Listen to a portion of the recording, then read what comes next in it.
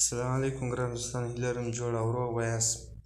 ګران دوستان، نن تاسو ته بیا په یو داسې ډول باندې ویډیو جوړه کړې ده. کیدای شي تاسو هم ډېر پرې ګرېدلي، ځکه زما نور دوستان ډېر پوښتنه کوي.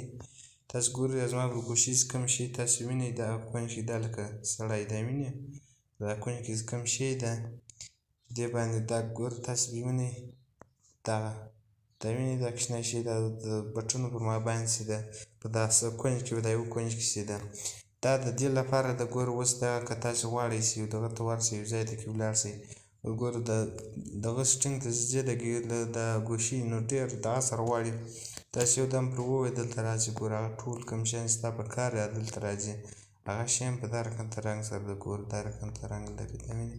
نو دلته د ګوشي پر صفحه دلته بیا خلاصوئ، بیا د ګوشي پر صفحه راځي، دا نه راځي. دا که تاسو غواړئ خپل ګوشي پر بغل یې راولئ، دا یو ډېر ښه شی دی، یو ډېر د کمال شی دی. نو تر دې دمخه چې ویډیو په صحیح طریقه شروع کړو، زموږ یوټیوب چینل سره سبسکرایب کړئ، ویډیو شیر کړئ او لایک یې کړئ. کوم پوښتنه کوم درلوده نو کمنټ وکړئ. اوس زه د ویډیو په طرف ځئ. اوس ګوره تاسو به راسئ دغه ته سټینګ ته به راسئ، اول زه سټینګ ته ګوره راځم، دلته چې تاسو ګوره راسئ،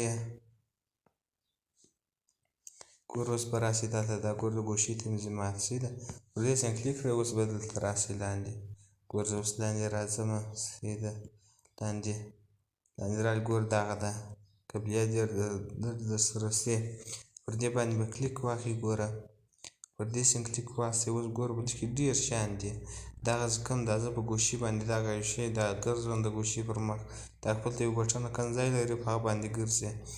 دا ګوره تاسو پر دې باندې کلیک کړئ، چې کلیک واخلئ تاسو به دا روښانه کړئ. اوس ما روښانه کړې ده، نو دا رقم دغه درسمین د ګوشي پر مخ اوس دې کوم که دا ډېر وخت په کمپیوټرانو کې په ګوشي کې نشته، نو به دا درته راشي، دلته تاسو کې خلاصولی شئ. اوس زه راځم خپل دغه ته راځم، مخې ته راځئ چې خپل کار پسې شروع کړی. اوس ګوره دلته به تاسو راسئ دغه ته، پر دې باندې به کلیک واخلئ، دا اول ګوره تاسو وینئ د سټینګه ووتم، زه بېرته ورځم.